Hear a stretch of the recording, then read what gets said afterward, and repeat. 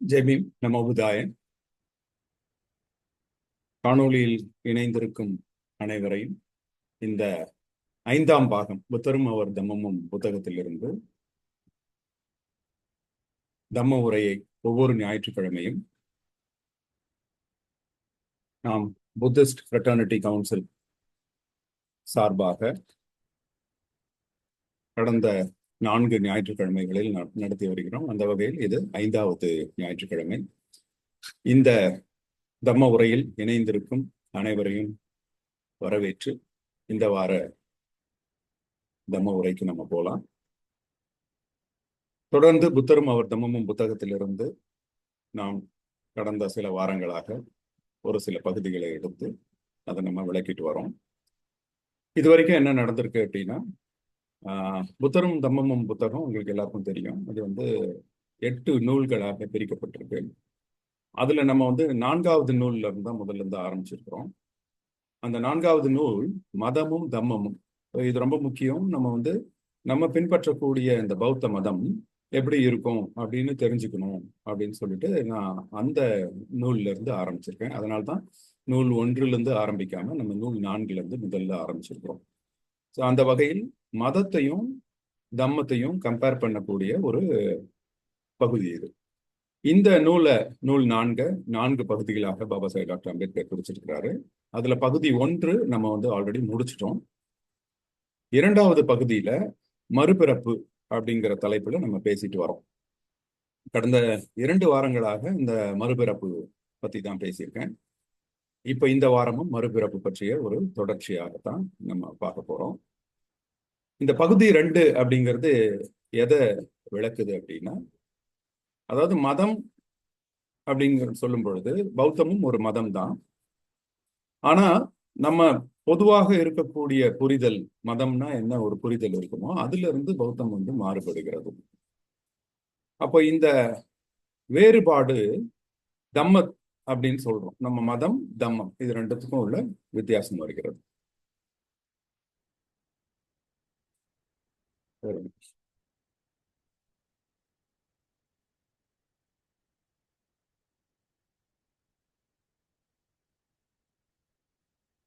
என்னோட ஸ்கிரீன் தெரியுது இல்லம்மா லேஜா? எஸ் சார், தெரியுது. ஸ்கிரீன் மூவ் ஆகுதா? மூவ் ஆகுது சார். சரி, ஓகே, தேங்க்ஸ். இப்போ இந்த பகுதி 2 என்ன சொல்லுது அப்படின்னா, மதம், அதாவது பிற மதங்கள் இருக்கக்கூடிய ஒரு சில வார்த்தைகள் பௌத்தத்திலையும் பயன்படுத்தப்படுகிறது. அப்ப அந்த வார்த்தைகள் பயன்படுத்தப்படும் பொழுது அந்த சொல் அமைப்பு ஒற்றுமையா இருக்கிறதுனால அடிப்படை வேறுபாட்டையே மறைச்சிடுது. இப்ப அந்த மாதிரி ஒரு சில வார்த்தைகள் இருக்கு. அதுல ஒண்ணுதான் மறுபிறப்பு. இந்த மறுபிறப்புங்கிற வார்த்தை பல மதங்களில் பயன்படுத்தப்பட்டாலும் பௌத்தத்துல அந்த மறுபிறப்புங்கிறது வேற அர்த்தத்துல பயன்படுத்தப்படுகிறது.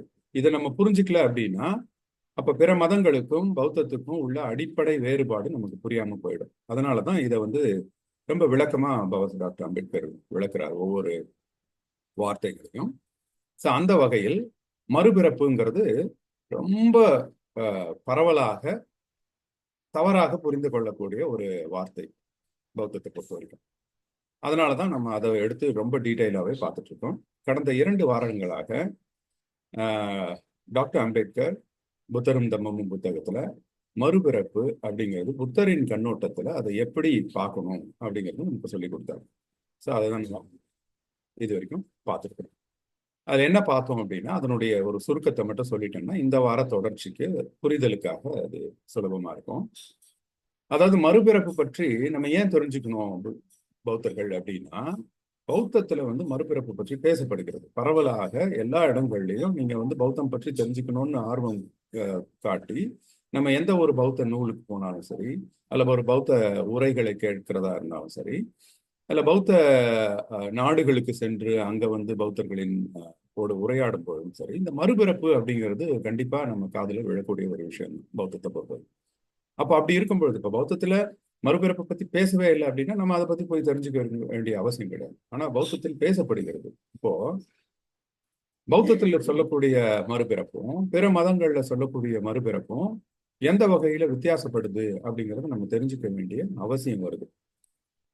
அது ஏன் அப்படின்னா, இன்னொரு முக்கியமான விஷயம் என்ன அப்படின்னா, பிற மதங்கள்ல சொல்லக்கூடிய அர்த்தம் ஒரு முற்றிலும் மாறுபட்ட அர்த்தத்துல வருது. அது ஒரு சில ஆபத்தான புரிதலை கூட கொடுத்துருது அப்படிங்கிறது தான் நம்மளுடைய கண்ணோட்டம். அது என்னங்கிறத நம்ம பார்த்தோம்.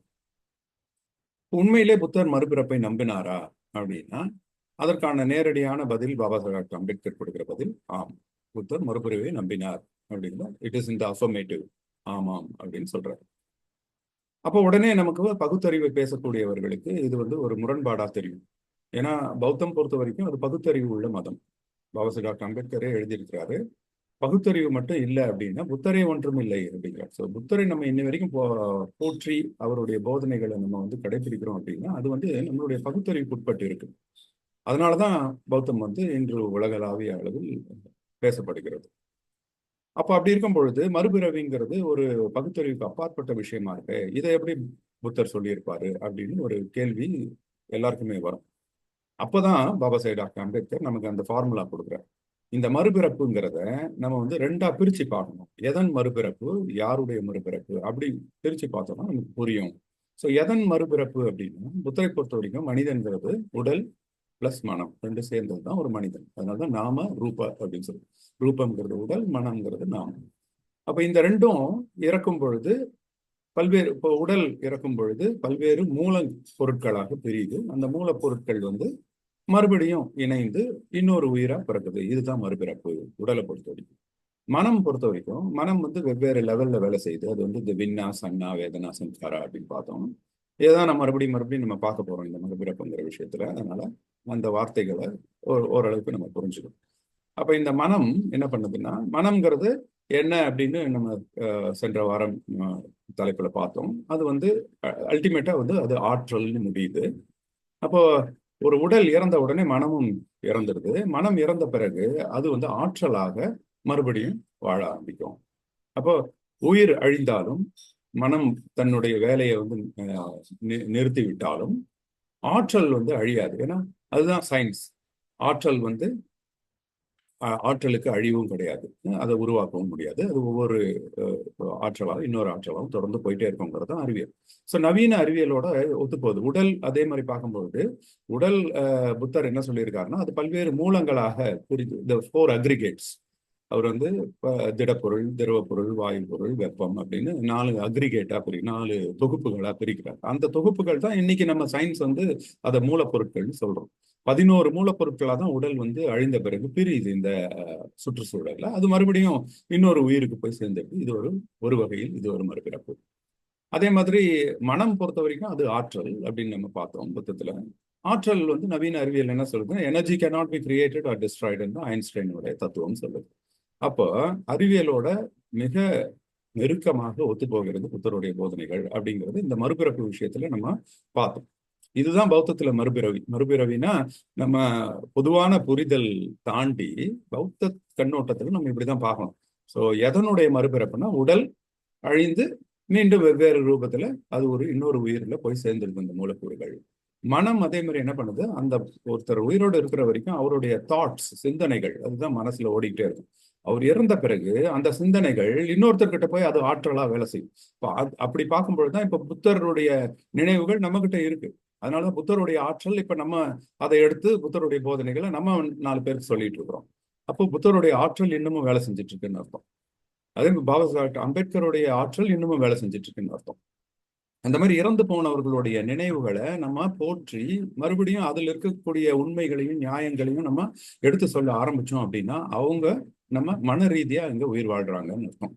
உடல் ரீதியா அவங்க உயிர் வாழ்ந்துட்டு இருப்பாங்க. ஏதோ ஒரு மூலக்கூறுகள், அவங்களுடைய உடம்புல இருந்த மூலக்கூறு இன்னொரு உயிர்ல இன்னைக்கு கண்டிப்பா இருக்கதான் செய்யும். ஏன்னா மூலக்கூறுகளுக்கு அழிவு கிடையாது. Elements cannot be destroyed. அதே மாதிரி ஆற்றல் cannot be destroyed. அப்ப அந்த ஆற்றல், எனர்ஜி cannot be destroyed. அவங்க கிட்ட வேலை செஞ்சுட்டு இருந்த அந்த எனர்ஜி இன்னைக்கு நம்ம கிட்ட வந்திருக்கு. இதுதான் பௌத்தத்தை பொறுத்த வரைக்கும் மறுபிறவி அப்படின்னு நம்ம பார்த்தோம். அப்ப அடுத்த கேள்வி வருது, அப்போ எதனுடைய மறுபிறப்புங்கிறது அறிவியல் ரீதியா எக்ஸ்பிளைன் பண்ணியாச்சு.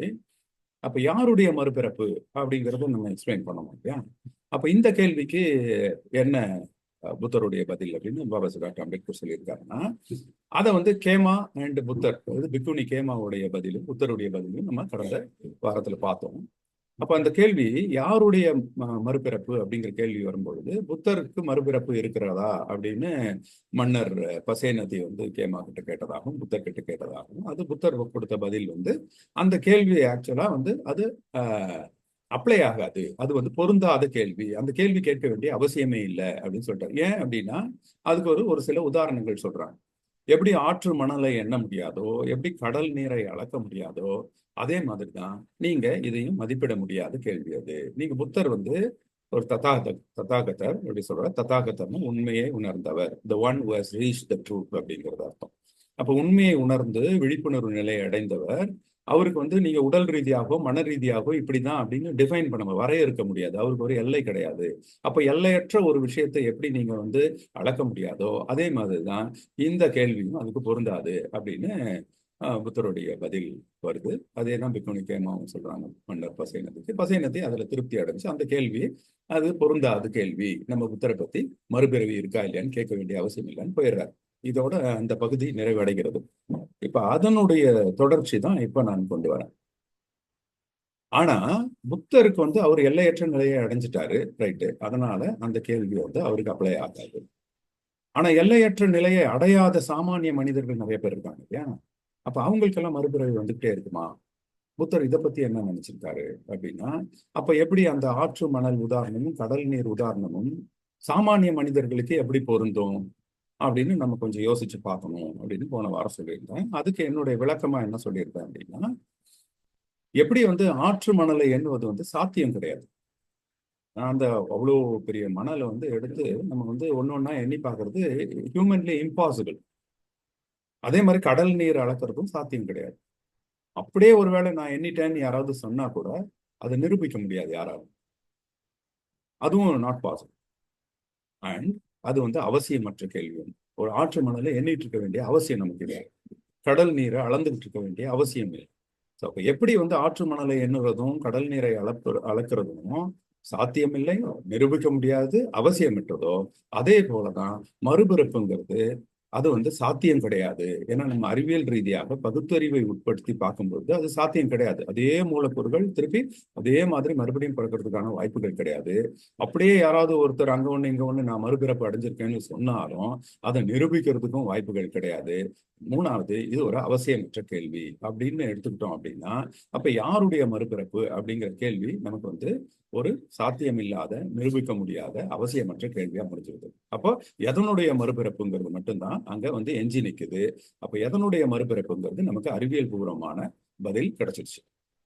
அப்ப இந்த வாரம் நம்ம என்ன பார்க்க போறோம் அப்படின்னா, அப்போ அவசியமற்ற கேள்வி அப்படின்னு மறுபிறப்பு இருந்தா நம்ம ஏன் அதை பத்தி இவ்வளவு நேரம் பேசணும்? இப்போ புத்தர் உண்மையிலே மறுபிறப்பை பத்தி பேசியிருக்கிறாரா அப்படிங்கிற விளக்கத்தை தான் நம்ம இந்த வாரம் கொண்டு போறோம். இது வந்து பாபா சாஹேப் டாக்டர் அம்பேத்கரின் புத்தரும் தம்மமும் புத்தகத்திலிருந்து நேரடியான வாசிப்புகள் இல்லை. இருந்தாலும் அந்த புத்தகத்தில் இருக்கக்கூடிய மறுபிறப்பு அப்படிங்கிற வார்த்தையை நம்ம ரொம்ப தெளிவா புரிஞ்சுக்கணுங்கிறதுக்காக நான் வந்து இதை எக்ஸ்டெண்ட் பண்றேன். ஸோ நான் ஏற்கனவே சொன்ன மாதிரி இது ஒரு நேரடி புத்தக வாசிப்பு கிடையாது, அதே மாதிரி இது ஒரு மொழிபெயர்ப்பும் கிடையாது. அதனால எனக்கு வந்து அந்த எல்லை கிடையாது, அதுல இருக்கிறது மட்டும்தான் சொல்லணுங்கிறது எல்லை கிடையாது. நான் இதை வந்து ஒரு வகுப்பு மாதிரி எடுக்கணும்னு நினைக்கிறேன். எப்படி கிளாஸ்ல வந்து ஒரு டீச்சர் அந்த புக்கை வச்சுக்கிட்டு சொல்லி கொடுப்பாரு, அதுல புரியாத விஷயங்களோ அல்லது ஒரு மிக முக்கியமான விஷயங்களுக்கோ மல்டிபிள் ரெஃபரன்சஸ் வெவ்வேறு இடங்கள்ல இருந்து தகவல்களை சேகரித்து ஒரு ஆசிரியர் கொடுப்பாரோ, அந்த மாதிரி ஒரு ரோலை நான் எடுக்கணும்னு விருப்பப்பட்டு உங்களுடைய அனுமதியோட அதை நான் விளக்கிக்கிட்டு இருக்கேன். அந்த வகையில் பார்க்கும் பொழுது இந்த மறுபிறப்பு அப்படிங்கிறது நம்ம வந்து இந்த புத்தகத்தை தாண்டி பாபா சாஹேப் டாக்டர் அம்பேத்கரின் பார்வையில், அதே சமயத்தில் புத்தரின் பார்வையில் நம்ம இதை இன்னும் கொஞ்சம் புரிதல் கொண்டு போவோம். அப்போ இந்த கேள்வி அப்போ ஒரு அவசியமற்றது அப்படின்னா அந்த மறுபிறப்பு பற்றி புத்தர் உண்மையிலே பேசியிருப்பாரா? ஏன்னா புத்தர் பத்தி நமக்கு தெரியும், அவர் வந்து ஒரு அவசியமற்ற கேள்விகளை உடனே வந்து இக்னோர் பண்ணிடுவார். அற்புதங்கள் நிகழ்த்துறது பத்தியோ அல்லது வந்து இந்த பிரபஞ்சத்தின் தோற்றத்தை பற்றியோ யாராவது கேள்விகள் கேட்டா அவர் வந்து பிரபஞ்சத்தின் தோற்றத்தை பற்றி விளக்க வேண்டிய அவசியம் எனக்கு கிடையாது, ஏன்னா தம்மத்துக்கும் அதுக்கும் எந்த சம்பந்தமும் இல்லை, இதை பத்தி நான் எந்த கருத்தும் தெரிவிக்கிறது இல்லை அப்படின்ட்டு போயிடுவார். அப்படிதான் நம்ம புத்தரை வந்து பார்த்துக்கிட்டு இருக்கோம். அப்ப அப்படி இருக்கும்பொழுது மறுபிறப்பு பத்தி யாராவது சொல்லியிருந்தா கூட மறுபிறப்பு பத்தியும் அதே மாதிரி அவர் பதில் சொல்லியிருக்கலாம். மறுபிறப்பு பத்தி எனக்கு அவசியம் கிடையாது, நான் அதை பத்தி சொல்ல வேண்டிய கருத்து தெரிவிக்க அவசியம் கிடையாது அப்படின்னு சொல்லிட்டு அதை கடந்து போயிருக்கலாம்.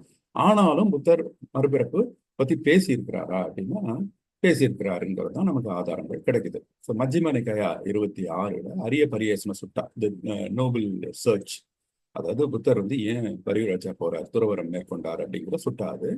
அதுலயும் வந்து இந்த பிறப்பு இறப்பு பத்தி சொல்லுது, மறுபிறப்பு.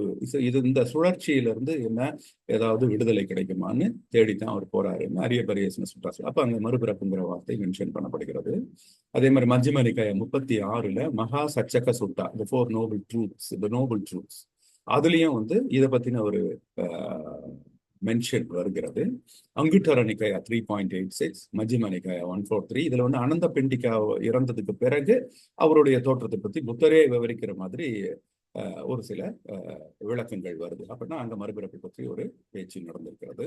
சம்யுக்த நிகாயா 44.9, அதுல மறுபிறப்பை பத்தி விளக்கம் வருகிறது. திக்க நிகாயா 1ல புத்தரே தான் இறந்த பிறகு எப்படி அப்படிங்கிறத விளக்குறாரு. அங்குட்டர நிகாயா 5.34 and 7.54, இதுலயும் வந்து மறுபிறப்பு பற்றி புத்தர் பேசியிருக்கிறதா நமக்கு வந்து சுட்டாக்கள் சொல்லுது. அப்படின்னா அப்போ நிறைய ஆதாரங்கள் இருக்கு புத்தர் வந்து மறுபிறப்பு பற்றி பேசியிருக்கிறாரு அப்படின்னு. அது மட்டும் இல்ல, இன்னைக்கு நம்ம பார்க்கக்கூடிய எல்லா பௌத்த பிரிவுகளும், நீங்க தேரவாத புத்திசம், மகாயான புத்திசம், வஜ்ரயான புத்திசம், இந்த மாதிரி எந்த பௌத்த பிரிவுகளையும் நீங்க பாத்தீங்கன்னா கூட எல்லா பிரிவுகளையும் இந்த பொதுவா மறுபிறப்பு பத்தின ஒரு விளக்கம் இருக்கும், ஒரு புரிதல் இருக்கும், அதை பத்தின டிஸ்கஷன் இருக்கும். அப்படின்னா பௌத்தத்துல மறுபிறப்பு புத்தர் வந்து இது ஒரு கடந்து போன விஷயம் கிடையாது, அதை பற்றி பேசி இருக்கிறாரு அப்படின்னு நமக்கு தெரியுது. அப்ப அடுத்த கேள்வி இயல்பா வர்றது என்ன அப்படின்னா, அப்ப அவர் பேசியிருக்காருன்னா ஏன் அதை பத்தி பேசணும்? ஏதோ ஒரு தேவை இருக்கு. ஏன்னா புத்தரை பொறுத்த வரைக்கும் நம்ம புரிஞ்சுக்கிட்ட வரைக்கும் அவர் அதுக்கு ஒரு அத்தியாவசியம் இருந்தா மட்டும்தான் அதை பத்தி பேசுவார். அவசியம் இல்லாத விஷயங்களை அவர் பேச மாட்டார், கடந்து போயிடுவார். அதனாலதான் இந்த உலகம் தோன்றுச்சா, அழியுமா, இது வந்து அழிவற்றதா அப்படிங்கிற கேள்விகளுக்கெல்லாம் அவர் பதில் சொல்ல மாட்டார். உலகம் எப்படி தோன்றுச்சு, அது அழியுமா அழியாதாங்கிறதெல்லாம் சொல்றது என்னோட வேலை கிடையாது. ஆனா இந்த உலகத்துல எப்படி வாழணும்னு சொல்லி கொடுக்கறதும் என்னோட வேலை. அதுதான் தம்மம். அப்ப மறுபிறப்புக்கும் அவருடைய வாழ்வியலுக்கும் ஏதாவது சம்மந்தம் இருக்கா அப்படின்னா ரெண்டு பாசிபிலிட்டி இருக்கிறதுக்கு வாய்ப்பு இருக்கு. ஒண்ணு, அவர் வந்து அந்த காலகட்டத்தில் அவருக்கு வந்து பிராமணிய கோட்பாடு அங்க பரவலா பேசப்பட்டு இருந்த ஒரு கோட்பாடு. அப்போ இந்த கோட்பாட்டுக்கு எதிராக மறுப்பு தெரிவிக்கிறதுக்காக மறுபிறப்பை பத்தி இவருடைய கருத்துக்களை தெரிவிச்சிருக்கலாம். இது ஒண்ணு.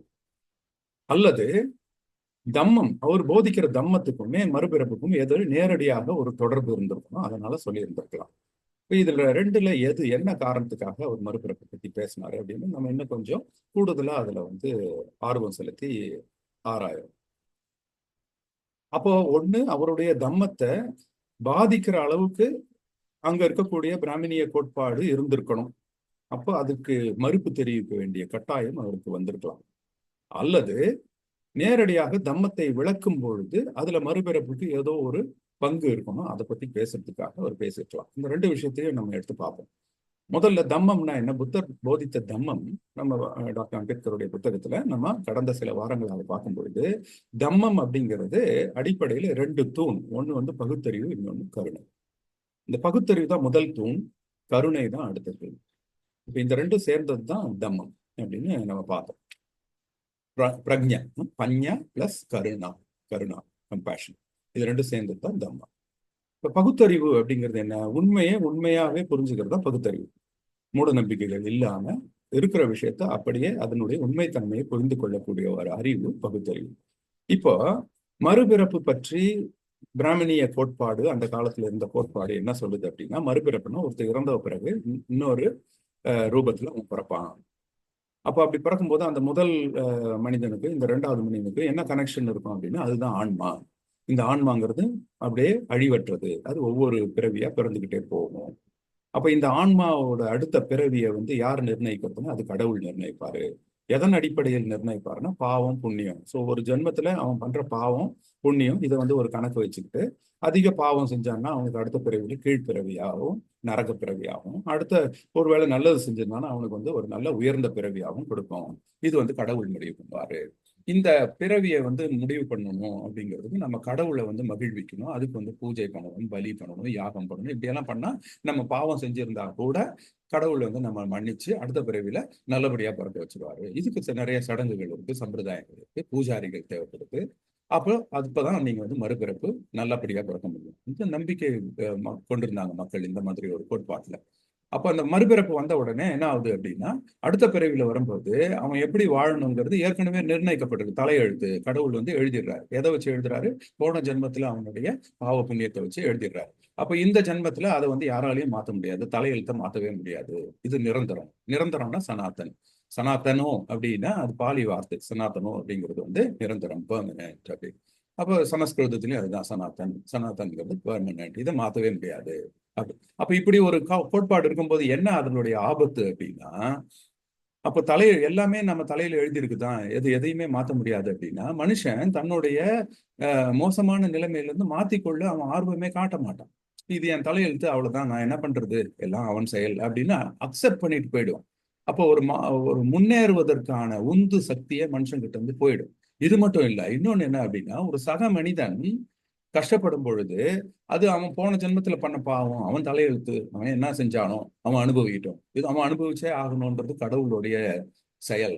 அவன் அன்றி ஒரு அனுபவம் அசையாது, நம்மளால ஒண்ணும் செய்ய முடியாதுன்னு ஈஸியா கடந்து போயிடுவோம். நம்மளுடைய சக மனிதனுடைய கஷ்டத்தையும் நம்ம கடந்து போகக்கூடிய ஒரு கோட்பாடு இது. அப்படின்னா என்ன? அப்போ கருணையே இருக்காது. சக மனிதன் மேல ஒரு கருணை வரணும்னாலே நமக்கு பகுத்தறிவு இருக்கணும். ஃபர்ஸ்ட் ஆஃப் ஆல் இதெல்லாம் நம்பக்கூடாது. ஆன்மா, கடவுள், பாவம், புண்ணியம், தலையெழுத்து, மறுபிறப்பு, இதெல்லாம் நம்பலனாதான் அப்போ ஓ சக மனிதன் கஷ்டப்படுறான்னா அவன் என்ன செஞ்சான், நம்மள மாதிரி தானே அவனும், அவனுடைய வாழ்க்கையை நம்ம மாத்துறதுக்கு நம்மளால என்ன செய்ய முடியும் அப்படின்னு நம்மளை போல மத்தவன்னு நினைக்கிறது தான் கருணை. அப்ப இந்த கருணை ஒரு சமூகத்துக்கு ரொம்ப அவசியம். பகுத்தறிவு இருந்தாதான் கருணையே உருவாகுது. அந்த கருணை இருந்தாதான் ஒரு சமூகம் வாழவும் முடியும், வளரவும் முடியும் அப்படின்னு டாக்டர் அம்பேத்கர் சொல்றாரு. அப்போ அடிப்படையில இந்த மறுபிறப்பு அப்படிங்கிற பிராமணிய கோட்பாடு தம்மத்துக்கு எதிராக வந்துருது. கருணையை இல்லாம பண்ணிடுது. ஒரு மனிதன் தன்னுடைய முன்னேற்றத்துக்கான வழிமுறையை தேட முடியாத ஒரு நிரந்தர தன்மையை கொடுத்துருது. இது தம்மத்துக்கு எதிராக இருக்கிறதுனால புத்தர் இதை மறுத்து பேச வேண்டிய அவசியம் ஏற்பட்டது. அதனாலதான் அவர் மறுபிறப்புன்னா என்ன அப்படிங்கிறத விளக்க வேண்டிய கட்டாயம் வருது. இது ஒரு பகுதியை பார்த்துக்கலாம். அப்ப கண்டிப்பா புத்தர் மறுபிறப்பு பத்தி பேச வேண்டிய அவசியம் இந்த கோட்பாட்டுக்கு பதில் அளிக்கிற வகையில. இன்னொன்னு என்ன அப்படின்னா, தம்மத்துக்கு நேரடியா ஒருவேளை மறுபிறப்பு சம்பந்தப்பட்டிருக்கா? அப்ப தம்மத்துல மறுபிறப்புக்கு இடம் இருக்குதா? அதுக்கான அவசியம் என்ன அப்படிங்கிற ஒரு கேள்வியை நம்ம அனலைஸ் பண்ணணும். ஸோ பிறப்பு, இறப்பு, இது அப்படியே ஒரு சைக்கிள். இந்த சைக்கிள்ல அதுதான் மறுபிறப்பு, இறப்பு, மறுபிறப்பு. இது ஒரு அப்படியே சுழற்சி. இதுக்கும் தம்மத்துக்கும் என்ன சம்பந்தம் அப்படின்னா, தம்மத்தை பொறுத்தவரை புத்தர் மறுபிறப்பு எப்படி பாக்குறாரு அப்படின்னா, அதாவது உடல் இறந்த பிறகு வரக்கூடிய மறுபிறப்பு, மனம் அது செயல் இழந்த பிறகு வரக்கூடிய மறுபிறப்பு அப்படிங்கிறத நம்ம ஏற்கனவே பார்த்தோம். ஆனா இன்னொரு பரிணாமம் இருக்கு இதுக்கு. அந்த இன்னொரு பரிமாணம் என்ன அப்படின்னா, இது இன்னொரு பெர்ஸ்பெக்டிவ் புத்தருடையது. மனித வாழ்க்கைங்கிறதே தொடர்ந்து அது பிறப்பு பிளஸ் இறப்போட தொடர் நிகழ்வு தான். ஒவ்வொரு கணமும் மனுஷன் பிறக்கிறான், அடுத்த கணம் இறக்குறான், அதுக்கு அடுத்த கணம் மறுபடியும் திருப்பி மீண்டும் பிறக்கிறான், திருப்பி இறக்குறான், இந்த சுழற்சி. அப்போ மறுபிறப்புங்கிறது ஒருத்தர் இறந்த பிறகு வர்றது மறுபிறப்பு அல்ல, வாழும்போதே இருக்கிறது தான் மறுபிறப்பு. அந்த வாழும்போதே அது வாழ்க்கைங்கிறதே பிறப்பு இறப்பு பிறப்பு இறப்புன்னு ஒரு தொடர் நிகழ்ச்சி தான் அப்படின்னு புத்தர் சொல்றார். இது ஒரு புத்தருடைய ஒரு கண்ணோட்டம். அப்ப இதுல நமக்கு எப்படி புரிஞ்சுக்கலாம் அப்படின்னா அப்போ நம்ம ஒவ்வொரு மனுஷனும் செத்து போய் கீழே விழுந்து பொத்துன்னு விழுந்து அதுக்கப்புறம் திருப்பி எந்திரிச்சு திருப்பி விழுந்து திருப்பி எந்திரி அப்படி நம்ம பாக்குறது இல்லையே, ஏன் அப்படி நம்ம கண்ணுக்கு அப்படி தெரியறது இல்லையே அப்படின்னா, இது ஒரு தொடர், ஒரு கண்ணிமைக்கும் நேரத்துல ஒரு மின்னல் வேகத்துல அது நடக்குது. இது கண்டினியூஸா நடந்துகிட்டே இருக்கிறதுனால நம்ம அதை நம்மளால ரெக்கக்னைஸ் பண்ண முடியாது. இதை எப்படி ஒரு சின்ன உதாரணத்தோடு சொல்லணும்னா, ஒரு மெழுகுவர்த்தி எரியுறது பார்க்கணும். மெழுகுவர்த்தி எரியும் பொழுது அது எப்படி அது அது எரிய எரிய என்ன ஆகும், திரி அப்படியே எரிஞ்சு புகையா போயிடும் அந்த திரி நுனி. அதுக்கு கீழே இருக்கிற அந்த திரியோட அடுத்த பகுதி திருப்பி எரியும். இப்போ அதுவும் எரிஞ்சு புகையா போயிடும். அதனாலதான் தொடர்ந்து புகை வந்துகிட்டே இருக்கும். புகை வந்துகிட்டே இருக்குன்னா அந்த திரி எரிஞ்சு எரிஞ்சு புகையா போயிட்டே இருக்குது. ஆனாலும் தொடர்ந்து மெழுகுவர்த்தி எரிஞ்சுக்கிட்டே தான் இருக்கும். அப்புறம் ஆனா அந்த திரி வந்து காலி ஆயிட்டே தான் போகும், மெழுகுவர்த்தியும் கரைஞ்சிக்கிட்டே போகும். அப்படின்னா என்ன அர்த்தம்? அங்க இருக்கிறதெல்லாம் பயன்படுத்தப்படுகிறது, அது எரிஞ்சு புகையாகி போயிட்டே இருக்குது, ஆனா தொடர்ந்து வருது. இது எப்படி? இது ஒரு தொடர் நிகழ்வா இருக்கிறதுனால நமக்கு வந்து தொடர்ந்து மெழுகுவர்த்தி எரிஞ்சுக்கிட்டே இருக்கு அப்படின்னு நம்ம நினைக்கிறோம். மெழுகுவர்த்தி ஆனா அங்க வந்து அது எரியுது, புகையாவது, திருப்பி அடுத்த திரி எரியுது, புகையாவது, திருப்பி அடுத்த திரி எரியுது, புகையாவது. இது ஒரு தொடர்ச்சி. அதனாலதான் அது கன்சியூம் ஆகுது. இல்லைன்னா மெழுகுவர்த்தி கரைய வேண்டிய அவசியம் கிடையாது. அது எரிஞ்சு மொத்தமா புகையாகி போயிடுது, சின்ன சின்ன சின்ன துளியா புகையாயிட்டே போயிட்டே இருக்கு.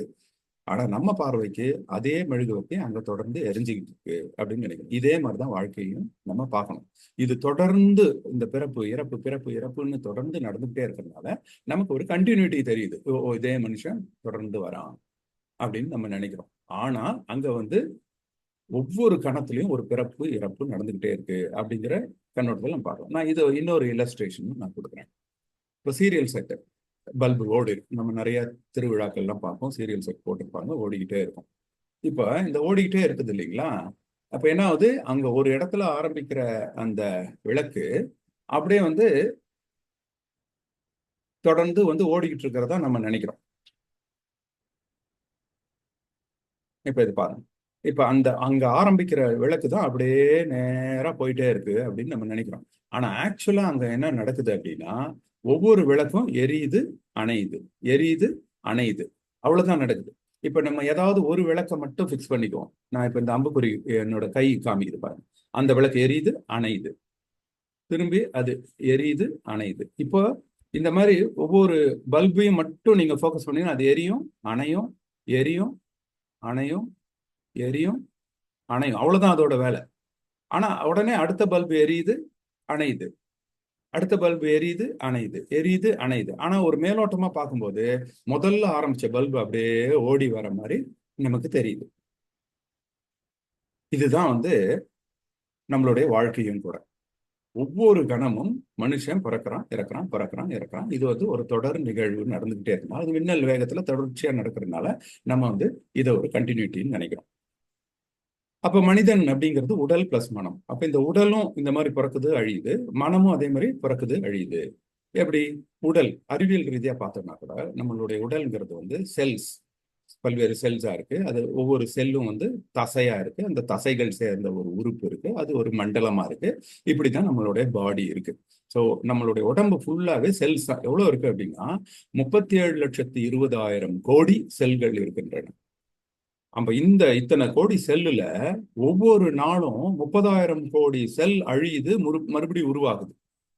ஒவ்வொரு நாளும் 30,000 கோடி செல் வந்து புதுசா உருவாகுதுன்னு பாத்துக்கோங்க. அப்பனா ஒரு புது மனுஷன் தான் பிறக்கிறான். அப்படி கிட்டத்தட்ட இப்ப இது அறிவியல்ல என்ன சொல்லுது அப்படின்னா, இப்ப ரீசெண்டா 2021 வந்த ஒரு ஆர்டிக்கல் இது என்ன சொல்றாங்கன்னா, ஒவ்வொரு நாளுமே 30,000 கோடி செல் வந்து உருவாகுது. அப்படின்னா என்ன அர்த்தம்?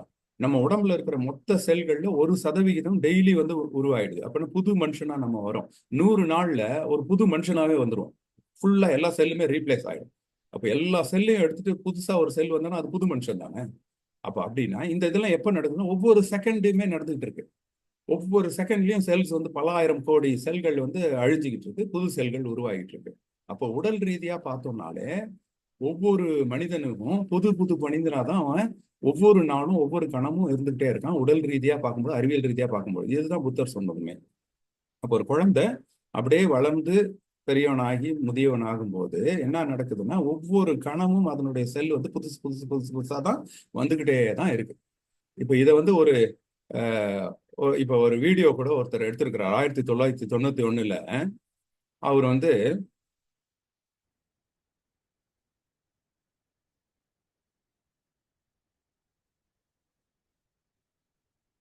அது ஆக்சுவலா பாத்தீங்கன்னா அவருடைய ஒரு குழந்தைய ஒருத்தர் என்ன பண்ணியிருக்காரு, 30 வருஷம் தொடர்ந்து டெய்லி போட்டோ எடுத்திருக்கிறாரு.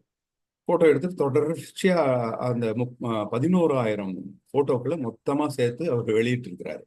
அப்ப அந்த குழந்தை ஒவ்வொரு நாளுமே வெவ்வேறு செல்லு தான். ஒவ்வொரு நாளும் வந்து அதுக்கு வந்து 30,000 கோடி செல் வந்து புதுசு புதுசா உருவாகுது. வெவ்வேறு மனுஷன் தான் உருவாயிட்டே வரான். ஆனா இப்ப இந்த நீங்க இடையில ஏதாவது ஒரு ஸ்டேஜ்ல போய் பாத்தீங்கன்னா நம்ம வந்து வெவ்வேறு ஆட்கள் மாதிரி தான் தெரியும். இப்ப இது மூணுமே ஒரே அதே குழந்தை தான். பெருசாகி இப்ப இன்னைக்கு 30 வயசுல இருக்கிற வரைக்கும் ஒரு போட்டோ எடுத்திருக்கிறாங்க. அப்ப இதை பத்தி இது பார்க்க, ஆனா நம்ம போய் சடனா பார்த்தோம் அப்படின்னா இது வேற வேற ஆள் மாதிரி தான் நம்ம கண்ணுக்கு தெரியும். ஆனா அவங்க வீட்டுல இருக்கிறவங்களுக்கு அவன் ஒரே ஆளா தான் தெரியும்.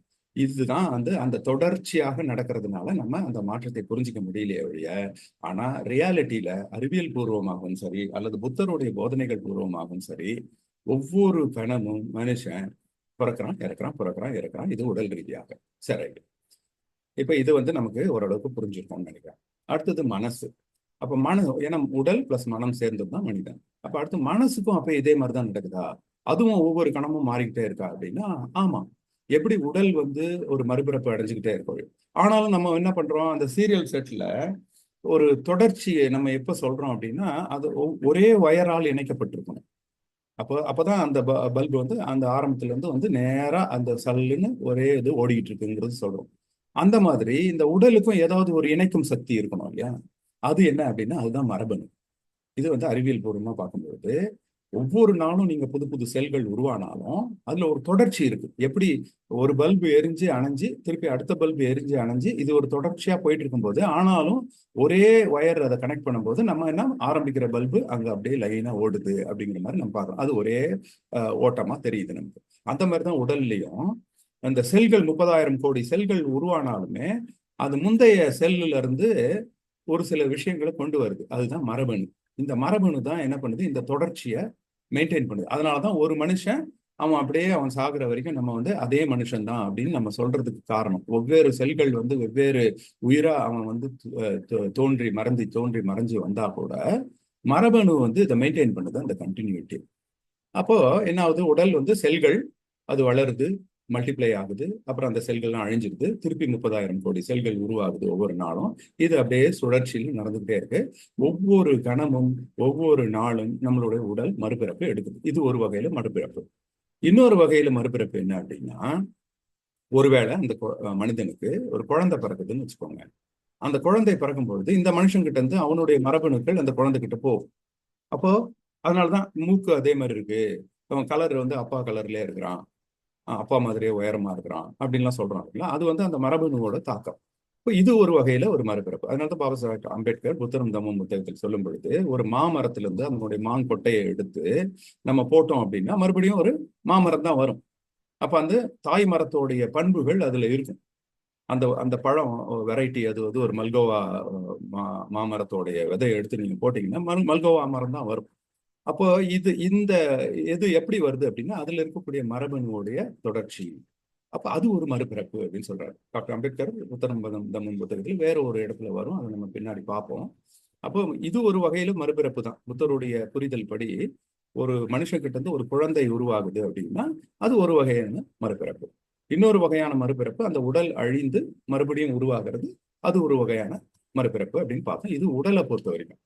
அடுத்து இப்ப மனசை பார்க்க போறோம். அப்ப மனசு எப்படி மறுபிறப்பு அடையுது அப்படின்னா, மனசு வந்து 4 லெவல்ல வேலை செய்யுது அப்படின்னு புத்தர் விளக்குறாரு. இந்த 4 லெவல்ஸ் என்ன அப்படின்னா, ஒண்ணு வந்து வின்னா, இன்னொன்னு சன்னா, மூணாவது வேதனா, அப்புறம் சம்காரா.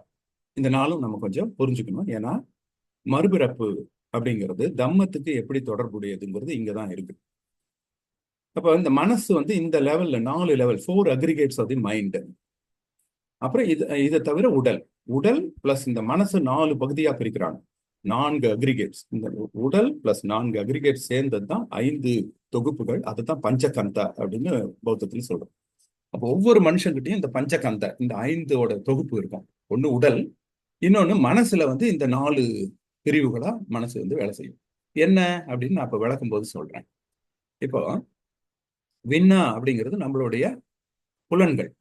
புலன்கள் மொத்தம் எத்தனை? 5 புலன்கள்னு சொல்றோம். பௌத்தத்துல பொறுத்த வரைக்கும் மைண்டு வந்து 6வது புலன். நம்ம வந்து அது மைண்டையும் சேர்த்து சொல்லும்போது 6 புலன். அதனாலதான் 6 அறிவு. இந்த மைண்ட் அறிவை பயன்படுத்துறதுனால நம்ம 6 அறிவு உள்ள மனிதர்கள் சொல்றோம். இப்ப இந்த 6 புலன்கள் மூலமாகவும் நமக்கு ஏதோ ஒரு விஷயம் தெரிய வரும். இப்போ உதாரணத்துக்கு நான் ஒரு ஐஸ்கிரீம் எடுத்துக்கிறேன். இப்போ இந்த ஐஸ்கிரீம் அப்படிங்கிறது நம்ம கண்ணுக்கு புலப்படுது, அது ஒரு உருவமா தெரியும். இங்க வந்து பார்வை, அவ்வளவுதான். அதுக்கப்புறம் என்ன ஆகுது, நம்ம பிரெயின் அடுத்தது அதை புரிஞ்சுக்குது. அந்த பார்வையின் அடிப்படையில் அது என்ன பொருள் அப்படின்னு ஒரு புரிதல் ஏற்படும். என்ன, அது வந்து ஐஸ்கிரீம், அது வந்து கோன் ஷேப்ல இருக்கு, இது ஒரு கோன் ஐஸ்கிரீம், அதுல மேல இருக்கிறது வந்து வெனிலா ஃபிளேவர் அப்படிங்கிற இதெல்லாம் சொல்றது வந்து சன்னா, அது பர்செப்ஷன். இது வந்து நம்மளுடைய அறிவியல் ரீதியா அது கொக்னிட்டிவ் பிரெயின் சொல்லும். முதல்ல இருக்கிறது சென்சரி சிஸ்டம், சென்சஸ், அது வந்து ஜஸ்ட் உணரும், அவ்வளவுதான், அது வந்து வெறும் உணர்தல். ரெண்டாவது வர்றது புரிதல். முதல்ல இருக்கிறது ஏதோ ஒரு பொருள் இருக்குன்னு பார்வை அப்படிங்கிற உணர்வு மட்டும் கிடைக்குது. ரெண்டாவது அது என்ன பொருள் அப்படிங்கிற புரிதல் கிடைக்குது, இது வந்து சன்னா. அதுக்கு அடுத்தது ஒண்ணு வருது, அது என்ன அப்படின்னா, அதை இப்ப நம்ம பார்த்து டேஸ்ட் பண்ண உடனே அது வந்து நல்லா இருக்கு இல்ல நல்லா இல்லை அப்படின்னு ஒரு விஷயம் வரும். இப்ப ஐஸ்கிரீமை பொறுத்த வரைக்கும் நல்லா இருக்கு, நல்லா சில்லுன்னு இருக்கு, இனிப்பா இருக்கு, இது வந்து ஃபீலிங், இது வந்து அனுபவம், வேதனை. அப்ப என்ன வருது, நமக்கு வந்து ஃபர்ஸ்ட் வந்து ஒரு பார்வை உணர்வு கிடைக்குது, அதுக்கப்புறம் அதை பத்தின புரிதல் கிடைக்குது, இப்போ அதுல ஒரு அனுபவம் கிடைக்குது. இதுக்கப்புறம் நாலாவது வர்றது சங்காரா. இந்த சங்காராங்கிறது அந்த அனுபவத்தை ஒட்டி ஒரு ஞாபகம் இருக்கும். அந்த அனுபவத்தினுடைய ஞாபக வந்து நம்ம மைண்ட்ல வந்து ஃபார்ம் ஆயிடும். இது வந்து மென்டல் ஃபார்மேஷன் சங்காரா. அப்ப அதை ஒட்டி என்ன, அந்த அனுபவத்தின் ஞாபகத்தை ஒட்டி நமக்கு என்ன வரும் அப்படின்னா, அது நல்ல விஷயமா இருந்தா அது மேல ஒரு ஆசை உருவாகும். இது நல்லா இருக்கு, இது நமக்கு திருப்பி வேணும் அப்படின்னு ஒரு தூண்டுதல் கிடைக்கும்.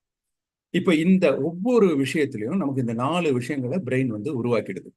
ஃபர்ஸ்ட் அதனுடைய பார்வை, இந்த உணர்தல், அதுக்கடுத்தது அதை பத்தின புரிதல், அதுக்கப்புறம் அதன் மூலம் கிடைக்கக்கூடிய ஒரு அனுபவம், அப்புறம் நான்காவது அந்த அனுபவத்தின் மேல வரக்கூடிய ஒரு அபிப்பிராயம். இப்ப இந்த அபிப்பிராயம் தான் என்ன பண்ணுது, அடுத்த வாட்டி மறுபிறப்பு எடுக்குது. இதுதான் எண்ணங்களுடைய மறுபிறப்புங்கிறது, இந்த சங்காரா தான் இந்த அபிப்பிராயம். இது என்ன பண்ணுது, திருப்பி அந்த பையன் வந்து ஐஸ்கிரீம் பார்த்த உடனே அவனுக்கு வந்து ஏற்கனவே அது நல்லா இருக்குன்னு யோசிச்சு அவன் பிரெயின் என்ன பண்ணுது, அது வந்து சூப்பரா இருக்கும், இது நம்ம திருப்பி சாப்பிடணும் அப்படின்னு ஒரு அபிப்பிராயத்தை ஏற்படுத்தி வச்சிருக்கலையா, அது மேல வந்துடும் ஐஸ்கிரீம் பார்த்த உடனே. எனக்கு வேணும் அப்படின்னு. அப்போ அவனுக்கு யாரும் வாங்கி கொடுக்கல அப்படின்னா, அது ஒருவேளை அவங்க அப்பா அதை சாப்பிடக்கூடாதுன்னு சொல்லிட்டாலோ, அல்லது வாங்கி கொடுக்குற சூழல் இல்லைனாலோ, அல்லது டாக்டர் வந்து நீ சாப்பிடக்கூடாதுன்னு சொன்னாலோ உடனே அழுக வருது, எனக்கு வாங்கி கொடுக்கணும்னு அடம் பிடிக்கிற மாதிரி தோணுது. இது ஒரு துக்கா. அப்போ அதே மாதிரி நீங்க வந்து ஒரு வெறுப்பு விஷயத்தையும் எடுத்துக்கலாம். இப்போ ஒரு கிளாஸ்ல ஒரு ஸ்டூடெண்ட் உட்காந்துருக்காங்க, டீச்சர் வராரு, ஒரு கணக்கு வாத்தியார் வந்துட்டு திட்டுறாரு அந்த ஸ்டூடெண்ட்டை பார்த்து.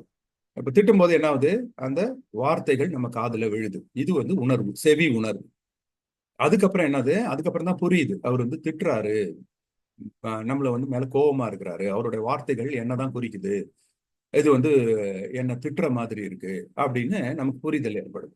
அப்புறம் என்ன ஆகுது, ஒரு ஃபீலிங் வருது, அது நமக்கு பிடிக்கல. அப்போ அது நமக்கு வந்து அதுல கோபம் வருது, அழுக வருது. அப்போ அது வந்து நமக்கு பிடிக்கலன்னு ஆயிடுது, அன்பிளசன்ட் ஆகுது.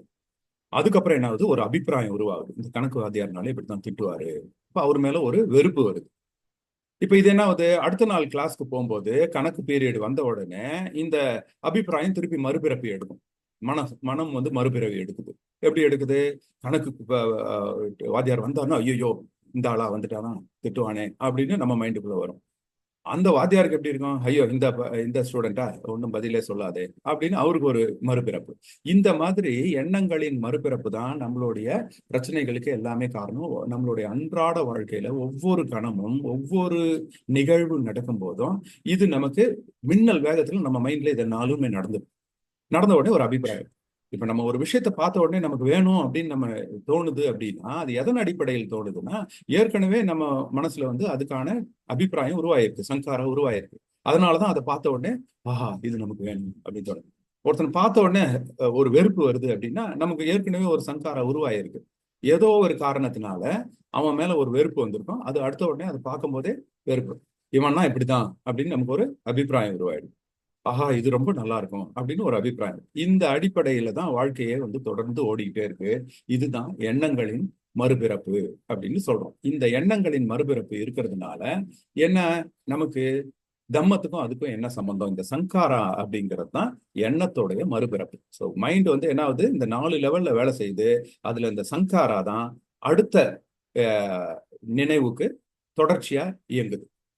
அப்போ இந்த அபிப்பிராயத்தின் அடிப்படையில் தான் நம்ம அடுத்த விஷயத்தை அணுகுறோம். ஒரு விஷயம், இப்போ ஒரு காஃபியே குடிக்க போறோம் அப்படின்னா, நம்ம அந்த காஃபி முதல் சிப் எடுக்கும் போதே நம்ம மைண்ட்ல ஒரு ஏற்கனவே ஒரு சங்காரா இருக்கும் ப்ரீஃபார்ம்டா. இப்போ நம்ம குடிக்க போற காஃபி வந்து ஒரு இளஞ்சூடா இருக்கும், அது வந்து இனிப்பா இருக்கும், காஃபி ஸ்மெல் வரும், அந்த டேஸ்ட் இப்படிதான் அப்படின்னு பிரெயின் எதிர்பார்த்துக்கிட்டே இருக்கும். நீங்க இப்ப வாயில வச்ச உடனே அதுல இனிப்பு இல்லைனாலோ, அல்லது ரொம்ப சூடா இருந்தாலோ, இல்லை ரொம்ப ஆறி போயிருந்தாலோ, இல்ல வந்து காஃபியோட இது ஸ்ட்ராங்கா இருந்தாலோ, இல்ல நம்ம எதிர்பார்த்ததை விட லைட்டா இருந்தாலோ, நம்ம அந்த இடத்துல கோவம் வந்து வெறுப்பு வந்து இந்த காஃபியை வந்து நம்ம தூக்கி தூக்கி போடுறோம், சத்தம் போடுறோம் காஃபி செஞ்சவங்க மேல. அட என்னடா இதுன்னு அந்த கடைக்காரனை திட்டுவோம், இல்லை வீட்டுல யார் காஃபி கொடுத்தாங்களோ அவங்கள திட்டுவோம். இதெல்லாம் எதனால வருதுன்னா, நம்ம பிரெயின் ஆல்ரெடி ஒண்ணு ஃபார்ம் பண்ணி வைக்குது. அது அதனுடைய மறுபிறப்பு இங்க வரும்பொழுதுதான் நம்ம வந்து ஒரு எதிர்பார்ப்பு வருது. அந்த எதிர்பார்ப்பு ஃபுல்ஃபில் ஆகலைன்னு உடனே நமக்கு துக்கம் வருது. இதுதான் வந்து சங்காராவுடைய மிக முக்கியமான இடம். அதை வந்து எப்படி நம்ம தம்மத்துல எக்ஸ்பிளைன் பண்றோம் அப்படின்னா, புத்தருடைய போதனை என்ன? அல்டிமேட்டா 4 நோபல் ட்ரூத். என்ன வந்து 4 உன்னத உண்மை. என்ன அப்படி? துக்கம்னா என்ன, துக்கம்கான காரணம் என்ன, அதை ஒழிக்கிறது எப்படி, அதுக்கான வழி என்ன, இப்படின்னு விளக்குறது தான் வந்து தம்மம். அப்ப இதுல இந்த சங்காராக்கு எங்க காரணம் வருது, எங்க இடம் வருது அப்படின்னா, துக்கத்தை எப்படி புத்தர் டிஃபைன் பண்றாரு? துக்கம்னா என்ன? ஒரு விஷயம் நமக்கு வேணும்னு நினைச்சு அது கிடைக்காம போயிட்டாலோ, அல்லது ஐயோ இது வரக்கூடாதுன்னு நம்ம நினைச்சு அது வந்துட்டாலோ, அது துக்கம். அப்போ நம்ம எதிர்பார்க்கறது கிடைக்கலன்னா, அல்லது நம்ம இது வரக்கூடாதுன்னு நினைச்சு அது வந்துருச்சுனாலோ, அந்த ஏமாற்றம் தான் துக்கம். அப்ப துக்கத்துக்கு காரணம் என்ன? ஒண்ணு விருப்பு அல்லது வெறுப்பு. எது மேலேயோ இது வேணும் அப்படின்னு நினைக்கிறோம், அல்லது இது வேண்டாம்னு நினைக்கிறோம். நம்ம வேணும்னு நினைக்கிறது வரலனாலோ, அல்லது வேண்டாம்னு நினைக்கிறது வந்துருச்சுனாலோ, அது வந்து துக்கம். அதான் டெஃபினேஷன் துக்கம் புத்தரை பொறுத்த வரைக்கும். அப்போ இந்த விருப்பு அல்லது வெறுப்புங்கிறது தான் பற்று. வெறுப்பு கூட ஒரு வகையில பற்று தான். ஏன்னா அது வேணாம்னு நம்ம நினைக்கிறோம், அது வந்துடக்கூடாது அப்படின்னு அது மேல ஒரு பற்று தான். ஸோ இந்த விருப்பு அல்லது வெறுப்பு இது எதனால வருது அப்படின்னா, சங்காரா. ஏற்கனவே நம்ம மைண்ட்ல அதை பத்தின ஒரு அபிப்பிராயம் உருவாயிருக்கிறனால தான் அதை நம்ம விரும்புறோம். ஏற்கனவே ஒரு அபிப்பிராயம் சங்காரா உருவாயிருக்கிறனால தான் நம்ம அதை வெறுக்கிறோம். அப்போ இந்த விருப்பு அல்லது வெறுப்பு தான் துன்பத்திற்கு காரணமாக இருந்தால், அந்த விருப்பு அல்லது வெறுப்புக்கு எது காரணம்னா அது சங்காரா, அது அபிப்பிராயம் உருவாகுது. அப்ப இந்த சங்காரா தான் நம்மளுக்கு வந்து ஒரு பற்று உருவாகுது. அந்த பற்று தான் துக்கத்தை உருவாக்குது அப்படிங்கிறது புத்தருடைய விளக்கம். அப்ப இதுக்கு என்ன தீர்வு? அப்ப இதுதான் காரணம்னு தெரிஞ்ச உடனே அதுக்கான தீர்வு என்னன்னா, அந்த சங்காராவை நம்ம ஒழிச்சிடணும். சங்காரா இருக்கக்கூடாது. அப்ப விரும்புவது கிடைக்காமல் போவது அல்லது வெறுப்பது கிடைப்பது தான் துக்கம்னா, அந்த துக்கத்துக்கு காரணம் விரும்புறதோ அல்லது வெறுக்கிறதோ தான்னா, அதுக்கு காரணம் சங்காரா. எந்த ஒரு அந்த பிரெயின் வந்து வேலை செய்யக்கூடிய அந்த 4 நிலைகள்ல அந்த சங்காராங்கிறது அபிப்பிராயம். இந்த அபிப்பிராயத்தின் அடிப்படையில் தான் விருப்பமோ அல்லது வெறுப்போ உருவாகுது. மறுபிறவி, மனசு மறுபிறவி எடுக்கும்போது, அடுத்த ஈவெண்ட் நடக்கும்போது. ஒருத்தனை இன்னைக்கு பாக்குறோம், அந்த கணக்கு வாத்தியாரை இன்னைக்கு பார்த்திருக்கான், திட்டான், உடனே வந்து கோபம் வருது, ஒரு வெறுப்பு வந்துடுது. இது அபிப்பிராயம். அடுத்த நாள் கணக்கு பீரியட்னு உடனே அதே கோபம், பயம், பதட்டம் எல்லாமே திரும்பி வர்றதுக்கு காரணம் இதுதான். அப்ப இந்த சங்காராவை தடுக்கிறது தான் புத்தருடைய தீர்வா கொடுக்குறாரு. அதை எப்படி தடுக்கிறதுங்கிறது அது அடுத்த விஷயம். நான் இந்த தலைப்புல அதுக்கு போகல. ஸோ அல்டிமேட்டா மனசோடைய மறுபிறப்பு தான் சங்காரா. இந்த சங்காராவை தடுக்கிறது தான் நம்மளுடைய தம்மத்துல துக்கத்திற்கான தீர்வா கொடுக்குறாங்க. அப்ப சங்காராவை தடுக்கிறதுனா என்ன? மனசோடைய மறுபிறப்பை தடுக்கிறது. அப்படின்னா புத்த நிலை அப்படின்னு, புத்த நிலைங்கிறது சங்காரா இல்லாத ஒரு நிலை. அப்படின்னா மறுபிறப்பு இல்லாத நிலை. அதனால்தான் அரஹந்த் அப்படிங்கிறவரை மறுபிறப்பற்றவர் அப்படின்னு சொல்றோம். இந்த புத்தத்துல வந்து உயர்ந்த நிலை புத்த நிலைங்கிறது அரஹந்த். இந்த அரஹந்த்ங்கிறது மறுபிறப்பு இல்லாத ஒரு நிலை. அதனால்தான் அந்த 4 நிலைகள் சொல்லும் போது இந்த ஸ்ட்ரீம் என்ட்ரி அப்படின்னு சொல்லலாம். அதுல வந்து 4 நிலைகள் சொல்லுவாங்க.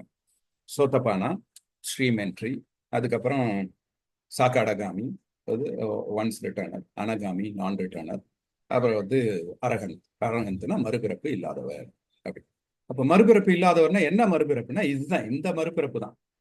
அவர் அப்போ அந்த ஒரு புத்த நிலை அடைந்தவங்க என்ன பண்ணுவாங்கன்னா, ஏற்கனவே வச்சிருக்கிற ஒரு அபிப்பிராயத்தின் அடிப்படையில் ஒருத்தரையோ அல்லது ஒரு பொருளையோ வெறுக்கவோ அல்லது வெறுக்கவோ மாட்டாங்க. ஒவ்வொரு கணமும் அவங்க புதுசாதான் அணுகுவாங்க. இதை எப்படி நம்ம வந்து புத்தருடைய சுட்டாக்கள்ல பார்க்கலாம்னா, இந்த கதையை உங்களுக்கு வந்து தெரிஞ்சிருக்கோம்.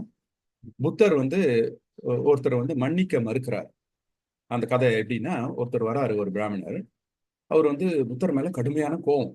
ஏன் அப்படின்னா, அவருக்கு வந்து 2 குழந்தைகள் இருக்கிறாங்க. அந்த 2 பேரும் வந்து என்ன பண்றாங்க, நேரா புத்தருடைய போதனைகள் கேட்டுக்கிட்டு டெய்லி வந்து புத்தருடைய போதனைகளே வந்து கேட்டுட்டு உட்காந்துடுறாங்க. அவருக்கு சரியான கோவம். அந்த இங்க வந்து உட்கார்ந்து இருக்கிற நேரத்துல ஏதோ ஒரு வேலை செஞ்சா 4 காசு சம்பாதிக்கலாம், இந்த பசங்க வந்து இங்க வந்து உட்காந்துடுறாங்க, இந்த புத்தர் வந்து இவங்க கூட்டிட்டு வந்து இங்க உட்கார வச்சிடறாரு. எனக்கு சரியான கோவத்துல நேரா வராரு. வந்த உடனே அவருக்கு வந்து அவ்வளவு கோவம், அவருக்கு வார்த்தை வரல, ஒண்ணும் வரல. உம், காரி மூஞ்சியில துப்பிடுறாரு. புத்தர் மூஞ்சியில துப்பிட்டு அவங்க பசங்களை இழுத்துட்டு போயிடுறாரு. அங்க இருக்கிறவங்களுக்கு எல்லாம் ஒரே அதிர்ச்சி. புத்தர் எதுவுமே சொல்லல. எல்லாருக்கும் சரியான கோவம் வருது. ஆனாலும் புத்தர் அங்க இருக்கிறனால அமைதியா இருக்கிறாங்க. இப்ப இந்த அஹ், சத்தம் போட்டு எச்சில், அதாவது எச்சில் துப்பிட்டு அந்த குழந்தைங்களை இழுத்துட்டு போன பிராமணர் வந்து வீட்டுக்கு போயிட்டு அவரு வந்து தூங்க முடியல. அவருக்கு வந்து ரொம்ப கில்ட்டி ஆயிடுது. குற்ற உணர்வு வந்துருக்கு. அடடா, ஒரு எதிர்த்து கூட பேச முடியாத ஒருத்தரை, ஒரு பேசாத ஒருத்தரை நம்ம போய் இந்த மாதிரி துப்பிட்டு வந்துட்டோமே அப்படின்னு அவர் மைண்டு ஒரு குற்ற உணர்வோட அடுத்த நாள் வந்து என்ன பண்றாரு, புத்தர்கிட்ட வந்து காலில் விழுந்து என்னை மன்னிச்சிருங்க அப்படிங்கிறார். அப்போ புத்தர் வந்து நான் உன்னை மன்னிக்க முடியாது அப்படிங்கிறார். உடனே எல்லாருக்கும் அதிர்ச்சி. புத்தரே வந்து கருணைக்கு பெயர் போனவர், அப்ப மன்னிப்பு வந்து இவர் என்ன முடியாதுன்னு சொல்றாரு என்ன.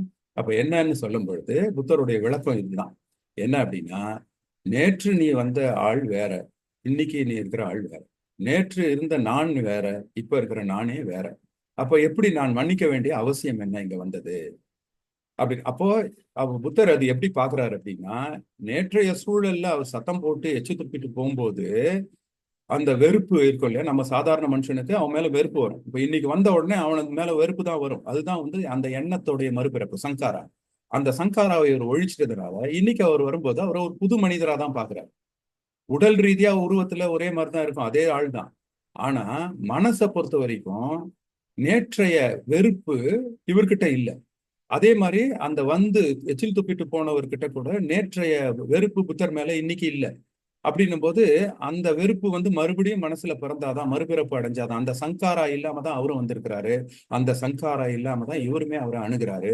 அப்ப இது வந்து ஒரு புது மனிதனா பார்க்கும்பொழுது அப்ப பழைய உணர்வுகள் இல்லை. அப்ப இங்க விருப்பு வெறுப்புக்காக இடமே இல்லை.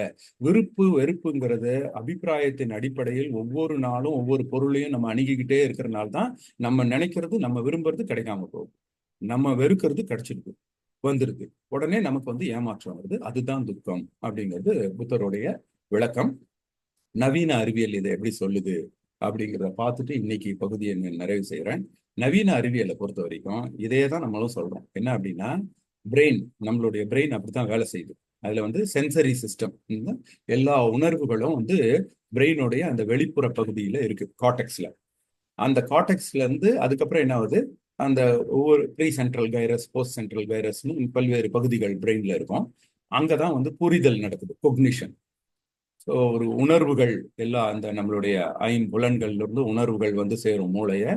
அதுக்கப்புறம் அதுல வந்து கொக்னிஷன், அதாவது புரிதல் நடக்கும். இந்த புரிதல் எதன் அடிப்படையில் நடக்குதுன்னா, அதை பழைய விஷயங்கள்ல நம்ம லேர்ன் பண்ணியிருக்கோம் இல்லையா, அதை ஒப்பிட்டு பார்த்து புரிதல் நடக்கும். அதுக்கப்புறம் லிம்பிக் சிஸ்டம்னு ஒன்று இருக்கு. லிம்பிக் சிஸ்டம் என்ன பண்ணும் அப்படின்னா, எந்த ஒரு விஷயத்தையும் அதை வந்து பிளசன்ட் ஆர் அன்பிளசன்ட்னு உணர்வுது, அந்த அனுபவத்தை, இது வந்து நல்லா இருக்கு, இது மோசமா இருக்கு அப்படிங்கிற அனுபவத்தை கொடுக்கறது வந்து பிரெயின்ல லிம்பிக் சிஸ்டம். அதுல அமிக்டலான்னு ஒரு பகுதி இருக்கு. இந்த அமிக்டாலா தான் என்ன பண்ணுது, அதுல இருந்து ஒரு ஞாபக சக்தி, அந்த அனுபவத்தை அப்படியே ஞாபகம் வைக்குது. இமோஷனல் மெமரி அது. இந்த இமோஷனல் மெமரி வந்து அமிக்டாலால இருக்கு. இதுதான் அறிவியல். இப்போ இந்த அமிக்டாலா தான் இமோஷனல் மெமரிங்கிறத ஃபங்க்ஷனல் எம்ஆர்ஐ எடுத்து ப்ரூவ் பண்றாங்க. அந்த அந்த அமிக்டாலாவை ஸ்டிமுலேட் பண்ணும்போது எமோஷனல் மெமரி அதிகமாகுது. அப்படின்னா என்ன, ஒரு உணர்வு ரீதியா கிடைக்கக்கூடிய ஒரு அனுபவத்தை ஞாபகம் வச்சுக்கிறோம். அந்த அனுபவத்தை ஞாபகம் வச்சுக்கிறதுங்கிறது இமோஷனல் மெமரி. இது நம்ம பிரெயின்ல வேலை செய்யுது. அதுதான் சங்காரா, அந்த அனுபவத்தின் ஞாபகம். இது வந்து அடுத்த வாட்டி வரும்போது அப்படியே வெளியில வரும். இப்ப எப்படின்னா, இப்ப அறிவியல் ரீதியா இப்படிதான் எக்ஸ்பிளைன் பண்றோம். ஒரு உணர்வு பூர்வமான ஒரு நிகழ்ச்சி நடக்குது. உதாரணத்துக்கு ஒரு பாம்பை பார்த்துடுறோம்னு வச்சுக்கோங்களேன். பார்த்த உடனே நமக்கு வந்து நம்மளுடைய சென்சரி சிஸ்டம் ஸ்டிமுலேட் ஆகுது. பாம்பு கண்ணுக்கு தெரியுது, அது புஷ்ன்னு கிளம்புறது, அந்த சத்தம் கேட்குது. அப்போ பார்த்த உடனே நமக்கு வந்து பிரெயினுக்கு அந்த சென்சரி இன்புட் போகுது. இன்புட் வந்த உடனே அப்போ ஒரு பதட்டம் வரும், ஒரு படபடப்பு வரும், பயம் வரும், உடம்பு ஸ்டிஃப் ஆகும், ஹார்ட் தட தடன்னு அடிச்சுக்கும், ஒரு சிலருக்கு குப்புன்னு வேத்துரும், ஒரு சிலருக்கு மயக்கமே கூட வந்துடும். இப்போ இதெல்லாமே வந்து ஒரு இமோஷனல் ரெஸ்பான்ஸ். இது நடந்து முடிஞ்ச உடனே நம்ம பிரெயின்ல இப்ப இது வரைக்கும் வந்து லிம்பிக் சிஸ்டம் வரைக்கும் நடந்துருச்சு. இதுக்கப்புறம் அதை பத்தின ஒரு ஞாபகம் வந்து நம்ம பிரெயினுக்கு போயிடும். அந்த ஞாபகம் வந்து ரெண்டு பிரிவா பிரியுது. ஒண்ணு வந்து அறிவு சார்ந்த ஞாபகம், அதாவது அந்த இடத்துல ஒரு பாம்பு இருந்துச்சு, அந்த பாம்பு புஷ்ன்னு படம் எடுத்துச்சு, அதை நான் பார்த்த உடனே எனக்கு பதட்டம் ஆயிடுச்சு அப்படின்னு நமக்கு ஞாபகம் இருக்கும். இது வந்து எக்ஸ்பிளிசிட் மெமரின்னு சொல்றது. இது வந்து ஒரு வெளிப்படையான ஒரு மெமரி. அதே சமயத்துல அந்த உணர்வு பூர்வமான ஒரு மெமரி போகும். இதுதான் அமிக்டாலாக்கு போகுது. அது என்ன பண்ணும்னா, அந்த அந்த டைம்ல நடந்த அந்த பதட்டம், அந்த பயம், அந்த வேர்க்கிறது, இது எல்லாத்தையுமே அப்படியே ஞாபகம் வச்சுக்கும்.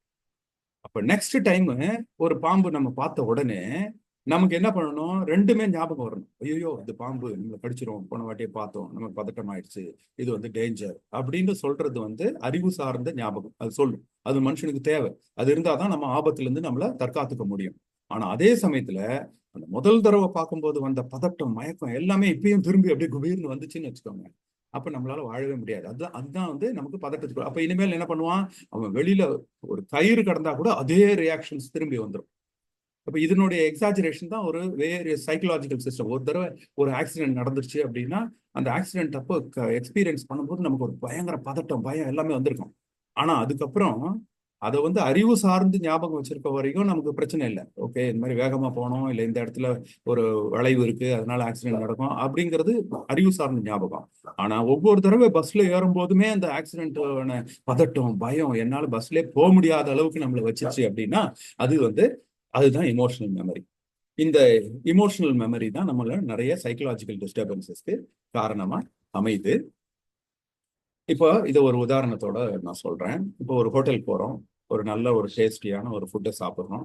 அங்க வந்து நிறைய நம்ம ஃப்ரெண்ட்ஸோட சாப்பிட்றோம், ஜாலியா இருக்கிறோம், ஒரு செல்ஃபி எல்லாம் எடுத்துக்கிறோம், சந்தோஷமா இருக்கிறோம். இப்போ வந்துடும், திருப்பி அடுத்த நாள் அந்த ஹோட்டல் கடக்க வேண்டிய ஒரு சூழல் வருது. அப்போ அந்த ஹோட்டல் கடக்கும்போது நமக்கு ஞாபகம் வரும், ஆஹா, இந்த ஹோட்டல்ல நல்லா டேஸ்டான ஃபுட் இருந்துச்சு, நம்ம வந்து ஃப்ரெண்ட்ஸோட ஜாலியா இருந்தோம், நல்ல ஹோட்டல் அப்படின்னு. இது வரைக்கும் அறிவு சார்ந்த மெமரி நமக்கு கொடுக்குது, எக்ஸ்பிளிசிட் இமோஷனல் மெமரி அது. ஆனா அதே சமயத்துல இன்னொரு மெமரியும் வரும். என்ன? அது வந்து இம்ப்ளிசிட், அந்த இமோஷனல் மெமரி. இந்த சாப்பாடு செம்மையா இருந்துச்சு அப்படின்னு ஒரு கிரேவிங், அதை பத்தி சாப்பிடணும், மறுபடியும் சாப்பிடணும் அப்படின்னு. இப்போ இந்த இமோஷனல் மெமரி வந்து ரெண்டா பிரிக்கிறோம். எக்ஸ்பிளிசிட் இமோஷனல் மெமரி, ஆமா இந்த இடத்துல சாப்பாடு இருந்தது, இது ஹோட்டல் நல்லது அப்படின்ற வரைக்கும் ஓகே. ஆனா கண்டிப்பா அதை சாப்பிடணும் திருப்பி அப்படின்னு வந்து கிரேவிங் வருது. அது அப்படியே அதே உணர்வுகளை திருப்பி கொடுக்குது. இப்ப என்ன ஆகுதுன்னா, இப்ப அந்த இடத்துல சாப்பிடணும் அப்படின்னு நம்ம தோணும் போது நமக்கு உண்மையிலே வேற வேலை இருக்கலாம். ஒரு பிசினஸ் மீட்டிங்க்கு அர்ஜென்ட்டா போயிட்டு இருப்போம். இப்ப சாப்பிடறதுக்கு டைம் இருக்காது, இல்ல நம்ம கிட்ட சாப்பிடறதுக்கான காசு இருக்காது. இப்ப அதுக்கான சூழல், அந்த சுச்சுவேஷன் இல்லைன்னு உடனே நம்மளுடைய இன்டெலெக்சுவல் பிரெயின் என்ன பண்ணும், வேண்டாம் இப்ப சாப்பிட வேண்டாம், நம்ம போயிடலாம் அப்படி சொல்லும். ஆனா இமோஷனல் பிரெயின், இல்ல இல்ல சாப்பிட்டே ஆகணும், என்ன இருந்தாலும் பரவாயில்ல, நம்ம உள்ள போயிடும் அப்படின்னு நம்மளை தூண்டி உள்ள கொண்டு போவோம். நம்ம அதுக்கப்புறம் அதனுடைய விளைவுகளை அனுபவிக்கிற மாதிரி ஆயிடும். ஸோ இந்த இமோஷனல் மெமரி தான் நம்மளை வந்து ஆபத்துகள்ல நம்மளுடைய மூளையை வேலை செய்ய விடாம தடுத்துருது. இது வந்து டேனியல் கோல்மேன் அப்படிங்கிற ஒரு 1995 ஒரு புக் எழுதுறாரு, இமோஷனல் இன்டெலிஜென்ஸ். இதுல என்ன அப்படின்னா, நம்மளுடைய உணர்வு சார்ந்த அதே இடத்துல நம்ம எப்படி அதை பயங்கர சந்தோஷமா ஃபீல் பண்ணுமோ, எப்படி பயங்கர வெறுப்பா ஃபீல் பண்ணுமோ, அதை ஒண்ணு ஞாபகம் வச்சுக்குது நம்ம பிரெயின்ல. அதுதான் அமிக்டாலா. இந்த நெக்ஸ்ட் டைம் அதே நிகழ்ச்சி நடக்கும்போது அதே விருப்பத்தையோ அதே வெறுப்பையோ அது வந்து கொட்டும் பொழுது நம்மளுடைய மூளையை வேலை செய்ய விடாம அது சடனா வேலை செஞ்சு, அதனாலதான் திடீர்னு நம்ம வந்து இமோஷனலா ஏதாவது பண்ணிட்டு, ஐயோ நான் ஏன் அப்படி பண்ணனே எனக்கு தெரியல அப்படின்னு நம்ம வருத்தப்படுறோம். இதுக்கு காரணம் அமிக்டலா ஹைஜாக். அது வந்து ஹைஜாக் பண்ணிடுது நம்மளுடைய பிரெயினை. இதுதான் சங்காரா. இந்த சங்காரா இருக்கும் பொழுது அது நம்ம மூளையை வேலை செய்ய விடாது. அதுதான் துக்கத்துக்கு காரணம். இதை வந்து அறிவியல் பூர்வமாவே ஃபங்க்ஷனல் எம்ஆர்ஐ வச்சு ப்ரூவ் பண்ணியிருக்கிறாங்க. ஒருத்தன் வந்து அளவு கடந்த ஒரு விருப்பம் வரும்போதோ, அளவு கடந்த வெறுப்பு வரும்போதோ, மூளையில எந்த பகுதி வேலை செய்யுதுன்னா இந்த பகுதி தான். அதாவது நம்ம சொல்ற அந்த லிம்பிக் சிஸ்டம் பகுதி தான் வேலை செய்யுது. இதுதான் புத்தருடைய சங்காரா பகுதி. அப்போ அவர் பிரெயின் வேலை செய்யறத நம்ம புத்தர் வந்து இப்படிதான் சொல்றாரு, வின்னா சன்னா வேதனா சங்காரா. அறிவியலும் அதுதான் சொல்லுது. சென்சரி சிஸ்டம், அதுக்கப்புறம் கொக்னிஷன் அதனுடைய புரிதல் சிஸ்டம், அப்புறம் வந்து லிம்பிக் சிஸ்டம் அதை வந்து நல்லதா கெட்டதான்னு பிரிக்குது, அப்புறம் அமிக்டாலா அந்த இமோஷனல் மெமரியை வச்சுக்குது. இந்த சங்காரா தான் அடுத்த மறுபிறப்பு எடுக்கும் பொழுது அந்த விஷயத்துல ஒரு விருப்போ அல்லது வெறுப்போ வருது. அப்போ ஒவ்வொரு கணமும் நம்ம உடல் மறுபிறப்பு அடையுது, மனம் மறுபிறப்பு அடையுது. இப்படிதான் மனுஷனுடைய மறுபிறப்புங்கிறது தம்மத்தை பொறுத்த வரைக்கும். ஒவ்வொரு கணமும் நம்மளுடைய அன்றாட வாழ்வியல்ல நம்ம வந்து பிறந்துகிட்டே இருக்கிறோம், இறந்துகிட்டே இருக்கிறோம்.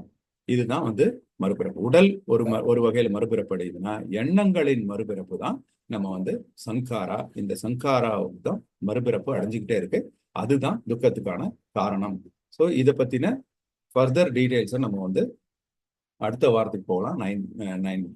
9 o'clock முடிஞ்சிச்சு.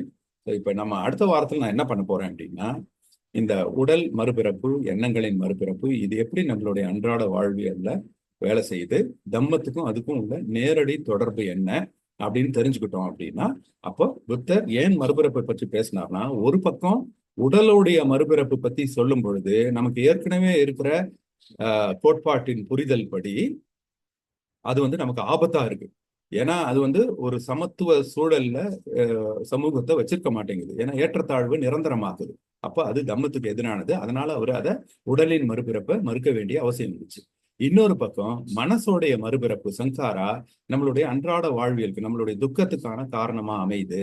அதனால அதுக்கும் தம்மத்துக்கும் நேரடியான தொடர்பு இருக்கு.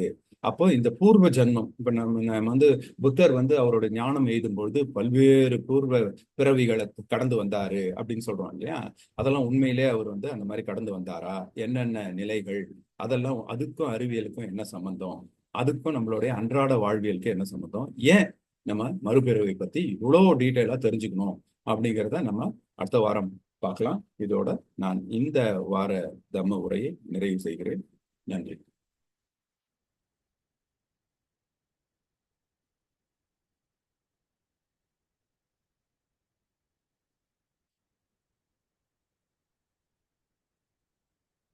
நேரம் 9 ஆயிட்டதுனால நம்ம கேள்வி கருத்துக்கள் எதுவும் சொல்றதுக்கான வாய்ப்பு இல்லாம போயிடுச்சு. ஏன்னா 9 மணிக்கு ஒவ்வொரு ஞாயிற்றுக்கிழமையும் ஆங்கிலத்தில் தம்ம உரை நடத்துறாங்க.